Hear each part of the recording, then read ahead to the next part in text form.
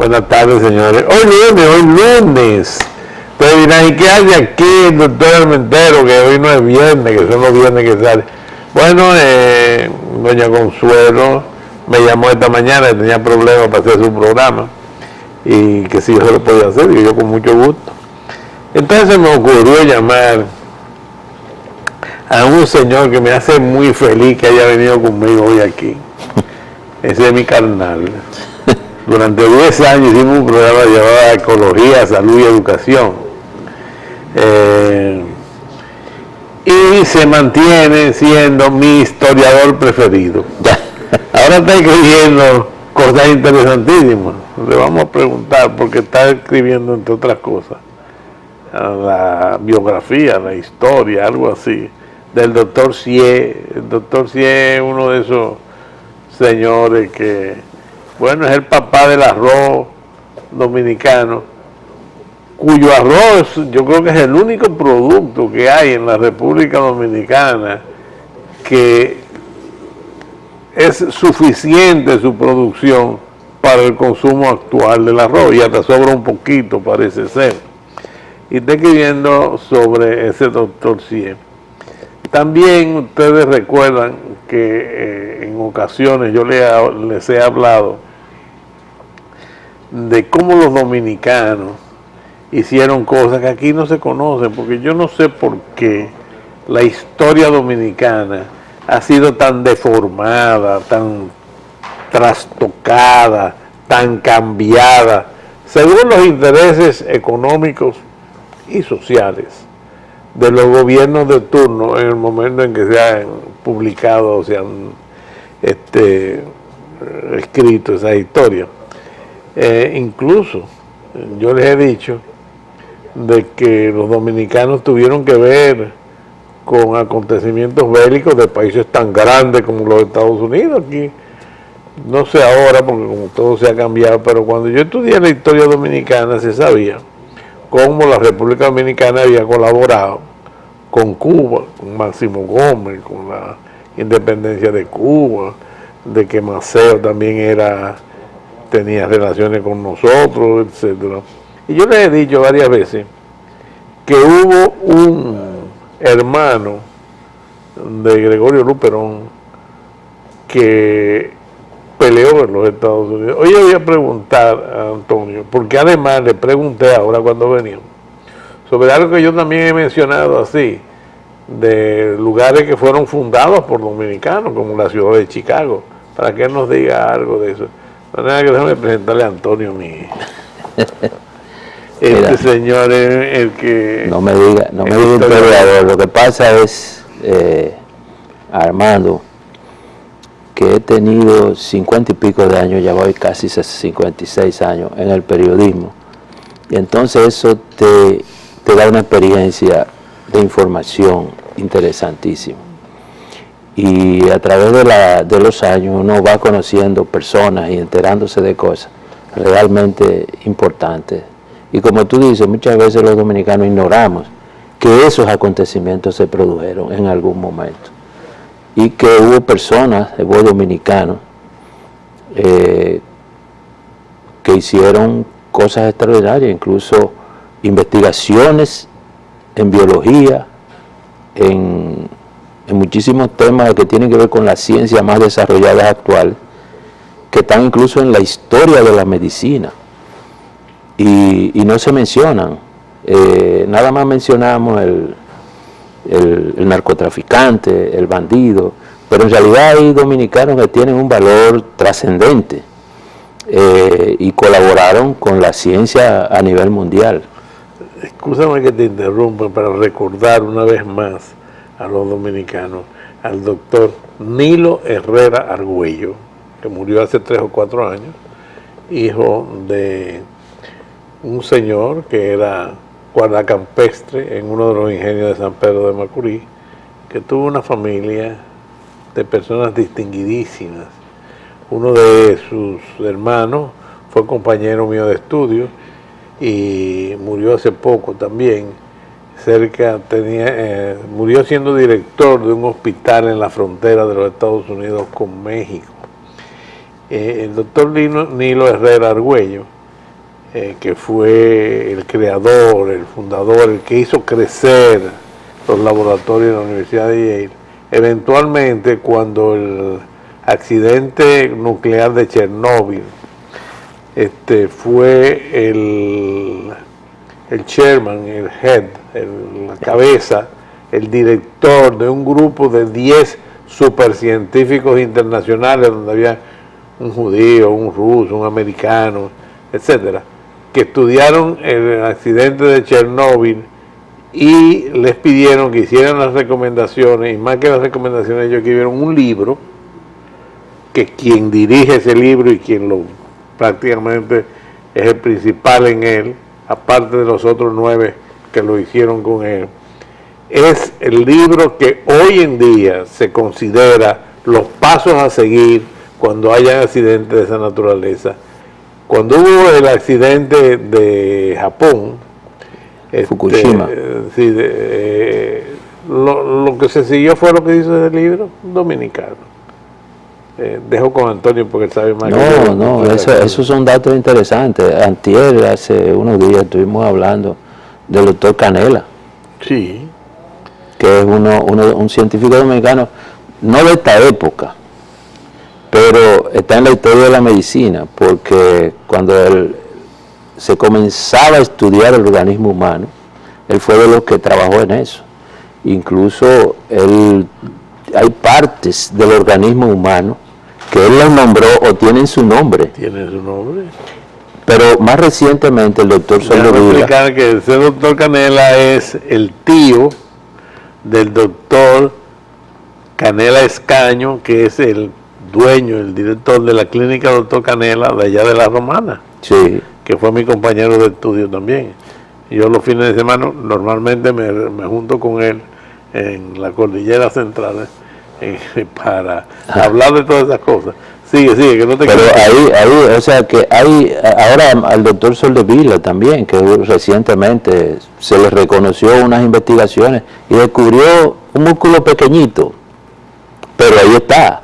O sea, hay dominicanos que han aportado y que siguen aportando a la ciencia y al conocimiento. Hay muchos dominicanos también destacados en esta época, en la última tecnología, en esta tecnología que nos entretiene tanto. O sea que el dominicano ha hecho cosas extraordinarias. Y con respecto a lo que tú decías hace un momento, sí, es verdad, los dominicanos contribuimos a la guerra de independencia americana. Sí, de los Estados Unidos. Tú conoces eso mejor que yo. Y luego hubo dominicanos también que pelearon en la guerra de secesión, en la guerra civil de los Estados Unidos del siglo pasado, del lado de los yanquis, del lado de los norteños, porque no podían ser aceptados por los sureños, porque eran, aunque había entre los que se dice que estuvieron allá, habían blancos dominicanos, blancos y patos, como tú le quieras llamar, pero había dominicanos y había negros. Había de acuerdo con lo que se ha recogido, aunque algunos historiadores no le dan mucha fe a la documentación periodística que se ha recogido, había un hermano de Luperón, creo que se llamaba José, no recuerdo bien. Había uno de los Inver, de los ascendientes de Inver Barrera, el general que se vio involucrado en la eliminación de la dictadura de Trujillo. O sea que eso fue en la guerra de secesión, pero los dominicanos también contribuyeron hostigando, oye bien qué interesante, a los barcos británicos que apoyaban, que defendían su control de los Estados Unidos. Los dominicanos participaron en eso. O sea, hubo una especie de patente de corso para esos individuos trabajar y atacar esos barcos. Fue una época de prosperidad económica, de acuerdo con los datos que hay históricos, para los puertos dominicanos, con esa piratería. Y de ahí que viene tu amigo, el pirata Cofresí, de allá del este. No, Cofresí parece que viene, es posterior. Cofresí, de acuerdo con los datos que yo puedo reunir, apareció en la guerra hispanoamericana, o sea, en la guerra en que Estados Unidos le arrebata a España, las Filipinas, Puerto Rico, y quiso quedarse con Cuba, pero Cuba tuvo que soltarlo, igual que Filipinas. Los filipinos le salieron como avispa de piedra. Incluso los norteamericanos tuvieron que inventarse la pistola 45. La pistola 45 es un invento para controlar a los guerrilleros filipinos, porque resulta que los filipinos estaban acostumbrados a pelear de una manera salvaje con un machete. Entonces, los revólveres 38, esos que aparecen en la película de vaqueros, no le hacían nada, que era lo que usaba el ejército americano y los marines. Los perforaban, pero los tipos se iban peleando, eran una fiera, y antes de morir se tiraban 8 o 10 soldados, se tiraban en medio de los batallones y a machete cortaban cabezas. Pero yo también tengo entendido que era que los filipinos se envolvían en una especie de hojas que se dan allá. No, y le daban unas fiestas. Que los protegían de la bala 38. Sí, y también le hacían unas fiestas y lo convencían de que tenían que hacer ese trabajo por el país. Y entonces, como se volvían casi inmunes, porque además usaban unas envolturas a base de hoja de plátano. ¿Eso? De la hoja, no, del tronco del plátano, que se vuelve impenetrable a los tiros. Es interesante, porque ahora vi en estos días en un programa de televisión unas investigaciones que se han hecho con unos protectores que usaban los japoneses hace 2000 años, que eran hechos de papel y que hoy día resisten un balazo. O sea, era una especie de coraza, como la que usaban los soldados europeos en la Edad Media, pero estos eran de papel, hechos en cuadritos pequeños y amarrados con hilito. Y esa cosita que tú veías de ese papel aguantaba un tiro y no pasaba. O sea, te da duro porque es como los cosas antibalas, los chalecos antibalas, que te da duro, te tumba, pero no te mata. Y eso le pasaba a los filipinos. Entonces, como las balas al final lo lograban penetrar, los 38, pero ellos habían hecho una hecatombe, entonces se inventaron la pistola 45, que el tiro es más romo, perfora menos, pero da más duro. Y entonces con eso expulsaban, tiraban a distancia al individuo. Y de ahí es que sale la pistola 45 de la guerra de Filipinas. Fíjate tú qué interesante. Pero Cofresí era puertorriqueño. Aparentemente era hijo de alemán con una puertorriqueña española. Y parece que en la guerra de independencia él se dedicó a la piratería de los barcos estadounidenses. En la guerra de independencia no, en la guerra hispanoamericana. Y entonces usaba los puertos dominicanos para refugiarse. Mis tíos, que eran mi familia es del este, nos hablaban de que el puerto de la Romana era uno de sus preferidos, porque era una especie de cañón. El río baja por una especie de cañón muy estrecho, el famoso Río Dulce, y entonces ahí él podía esconderse, que no lo vieran. Acuérdate que era una época en que los barcos fundamentalmente se movían con velas, y entonces esos mástiles podían ser vistos a distancia. Entonces él ahí parece que se podía esconder, que no le pasaba lo mismo en otros sitios. Y entonces se hablaba de que en la Romana, en lo que es hoy el Central Romana, o sea, donde está el molino del Central Romana, él había enterrado ahí una gran fortuna de los barcos que él le había atacado y destruido a todo el mundo, sobre todo a los estadounidenses, y que ese tesoro estuvo ahí. De acuerdo con la leyenda que hay en la Romana, no puedo decir que es una historia porque no hay una documentación al respecto, el doctor Teófilo Ferri, puertorriqueño o español puertorriqueño, había sido el médico de Cofresí, que estuvo en esas batallas estuvo varias veces mal herido y él lo cuidó, y en la última batalla, que resultó herido de muerte, él también lo atendió y le dijo dónde estaba el tesoro, y que se decía en la Romana que Ferry había venido a buscar el tesoro a la Romana y que había comprado una propiedad cerca de donde está hoy el Central Romana, y que según, yo nunca lo vi en eso, no recuerdo, yo no lo conocí. Los tíos míos contaban que estuvieron buscando, haciendo agujeros en diferentes sitios y no lo encontraron. Y después se decía, porque recuérdate que el Central Romana no comenzó a operar de una vez, ellos compraron el terreno primero y estuvieron cultivando caña, que la mandaban a Puerto Rico a moler en los ingenios que ya existían en Puerto Rico. Entonces después, creo que fue en 1910, 1912, es que ellos montan el molino en la Romana, y es ahí donde comienzan a moler caña en Santo Domingo. Pero de acuerdo con la leyenda que había en la Romana, los norteamericanos, cuando estaban haciendo el molino, encontraron el tesoro de Cofresí. Eso se decía, y que por eso trabajaron más rápido, según los decires. Eso no es más que una leyenda, pero es un hecho que los romanenses viejos pueden confirmar o decir si no es verdad. Eso se parece a la historia del edificio Copelo. Sí. Que se dice que cuando se fue a hacer el edificio Copelo, ahí apareció una botijuela. Una botijuela llena de oro. Y sí. que con eso fue que se... Yo recuerdo también cuando se estaba haciendo el edificio Isa Callarc en el Conde, que está en la esquina para allá, me parece.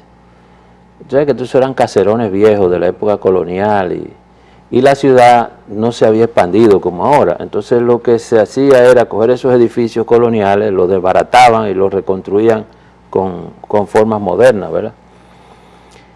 Yo recuerdo, siendo yo niño, que se armó un reperpero un día por la mañana aquí en la ciudad, y todo el mundo salió huyendo, que había de que aparecido una botijuela ahí en el Conde, y que estaban destruyendo ese edificio y construyéndolo, y de que encontraron una botijuela. Yo en realidad no sé decirte qué pasó.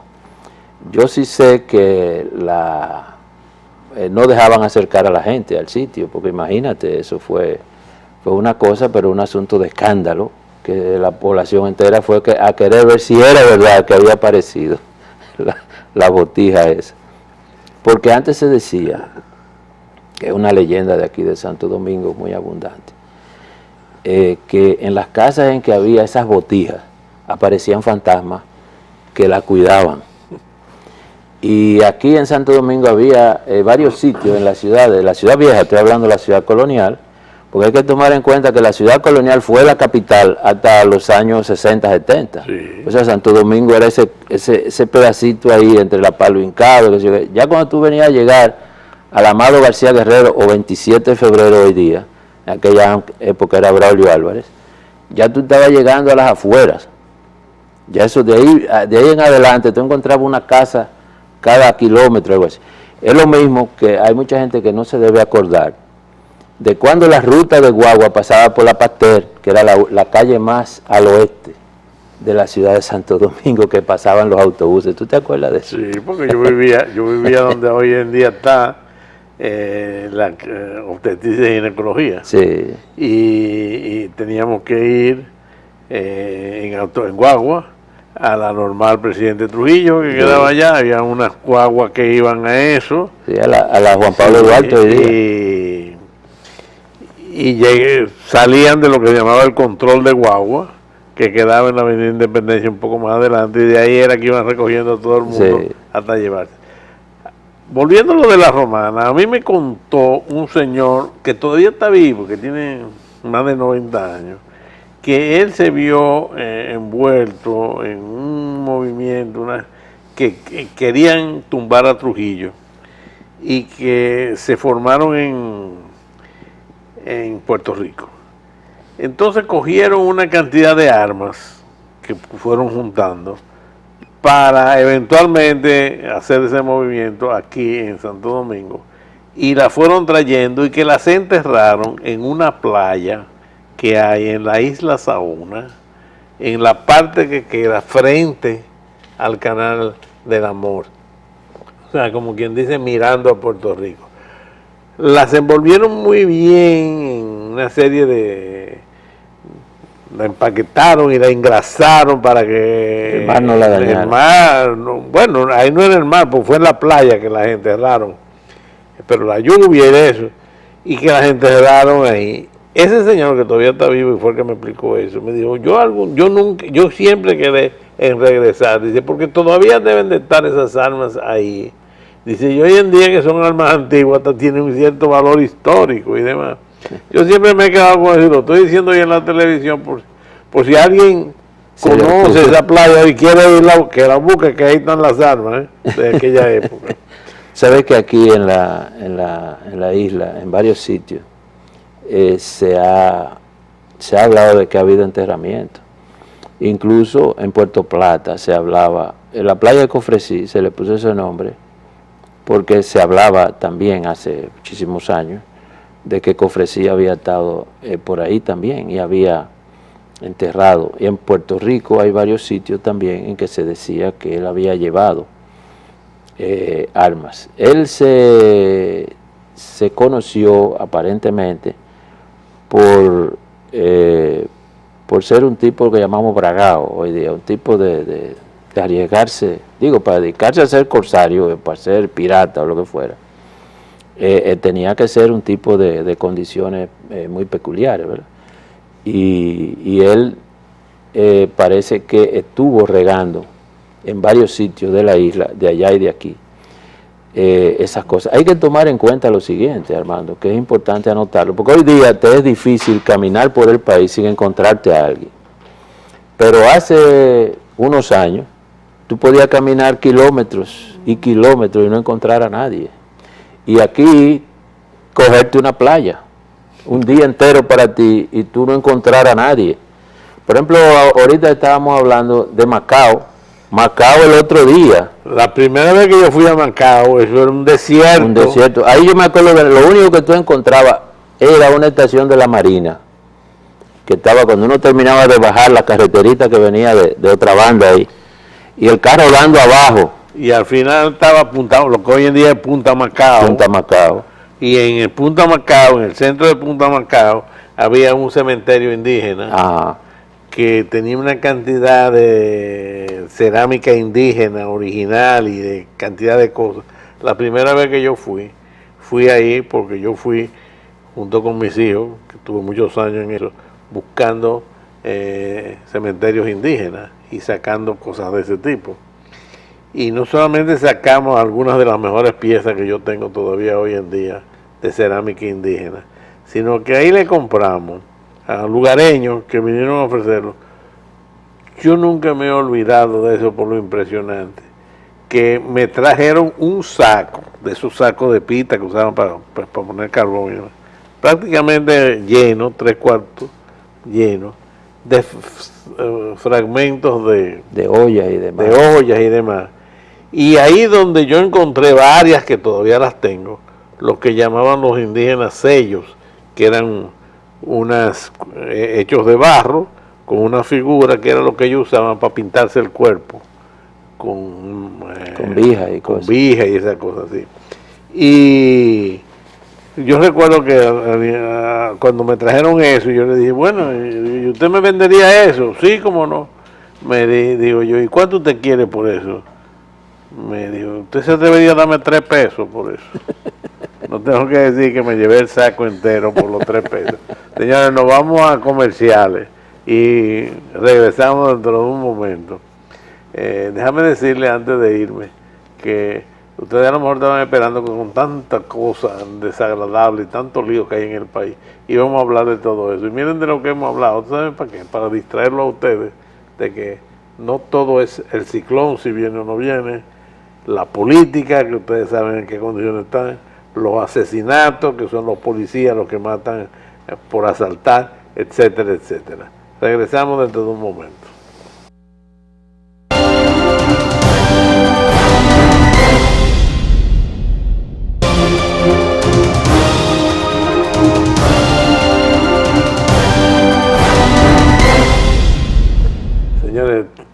cuando terminamos el segmento anterior, yo le estaba diciendo que estaba todo el mundo a la expectativa de todas las cosas estas que hay hoy en día en este país, las cosas que están sucediendo, las personas que dicen, bueno, ¿y qué va a pasar aquí? ¿Qué va a pasar? Porque uno ve que, bueno, yo recuerdo cuando yo era joven que yo decía, bueno, ¿y cómo será la anarquía? Porque hablaban de los anarquistas y demás, porque yo recuerdo cuando la Guerra Civil Española, los anarquistas jugaron un papel importante. Que había los anarquistas y demás.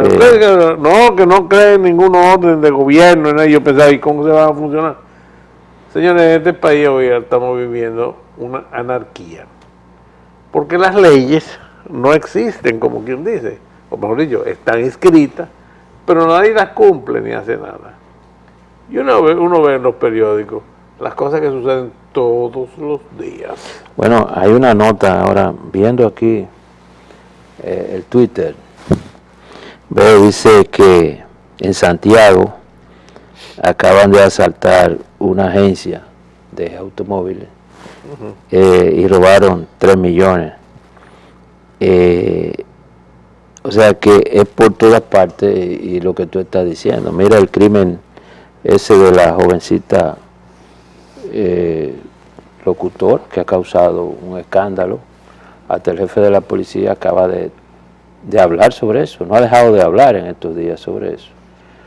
Pero ayer se publicó algo que en realidad es escalofriante. En uno de los periódicos digitales salió que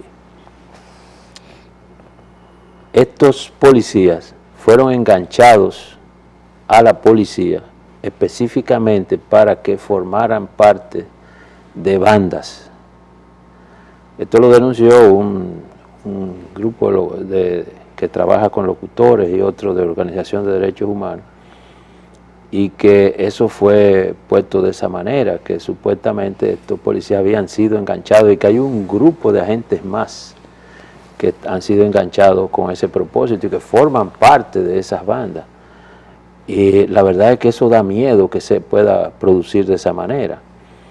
Y que esté funcionando, porque la verdad es que en los últimos 10 o 15 años, casi en todos los asaltos y robos y asesinatos, siempre hay vinculado o un miembro de las Fuerzas Armadas, o un miembro de la policía, o alguien le alquiló, un policía o un militar le alquiló el arma a los bandidos. O sea que hay una serie de cosas que han estado ocurriendo que asustan. Y ese tipo de cosas ya se han convertido en la vida cotidiana en una realidad tal que la gente no se moviliza sin tomar en cuenta una serie de cosas. Por ejemplo, ya hay gente que no saca el celular aunque le suene en un lugar público. Puede estar esperando una llamada urgente y hasta que no llega a un sitio donde se pueda acomodar y protegerse, no lo usa. Porque te dan un tiro por un celular. Un aparato que a veces se puede conseguir de gratis en una de las empresas telefónicas. Entonces, también hay el caso de que tú no puedes ir al banco. Tú vas al banco y estás asustado porque no sabes si a la salida del banco te va a esperar una banda o te asaltan. Entonces, ya tú no sabes si el que está uniformado como policía o como watchman, como le decimos aquí, el watchman tú no sabes si te va a proteger o es el que te va a asaltar. Ya oímos ahora hace un momento en el programa K45 en la situación de la frontera, que a este muchacho él compró unas botellas de ron haitiano que la venden de este lado de la frontera, y entonces le iban a hacer un expediente porque andaba con 4 botellas de clerén o de ron, no sé, de haitiano. Yo no llegué a esa parte. Entonces, cuando tú ves esas cosas, tú dices, bueno, es que estamos viviendo al revés, es que algo está pasando, que nos estamos volviendo una sociedad incontrolable, anarquista. Hay un fenómeno interesante que ya las caricaturas están tratando sobre esto. El otro día veía una caricatura en uno de los periódicos que decía que los presos somos los que estamos dentro de la casa, porque hay un tipo detrás de la reja, de la cosa, una verja altísima, y que los delincuentes son los que andan en la calle.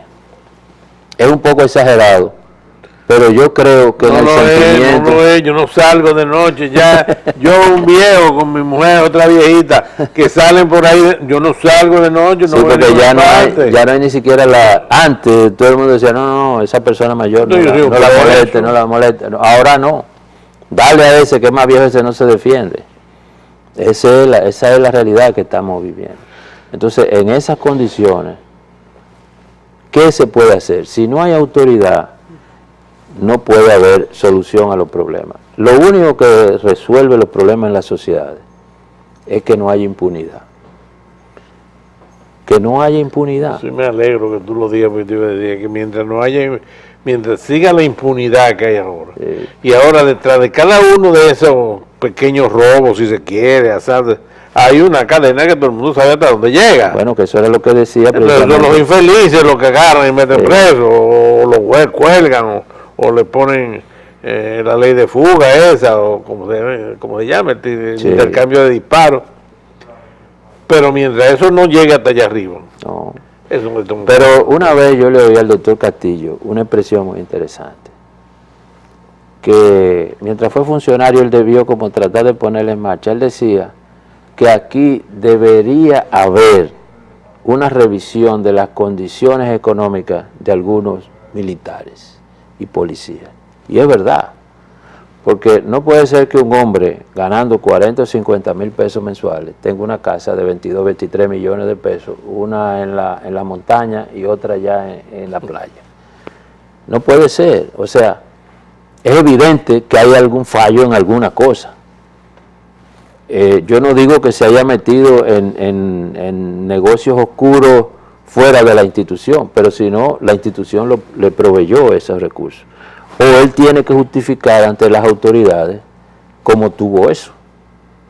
Entonces, de todas maneras, aquí vemos que aquí un sargento dice que un día lo llamaron y le entregaron una caja de papeleta, una caja del tamaño de una caja de ron y de cerveza, llena de papeleta en dólares, de $100.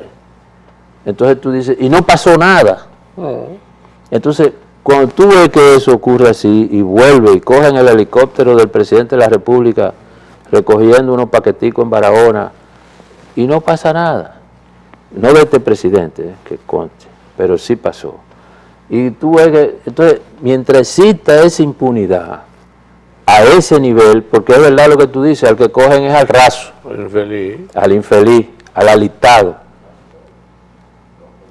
Pero esa es la colita. No están votando. No están votando. Tenemos que seguir a hablar de todo esto, si es que nos lo permite. Nos lo permite. Señores, gracias por su atención. Este ha sido un programa distinto.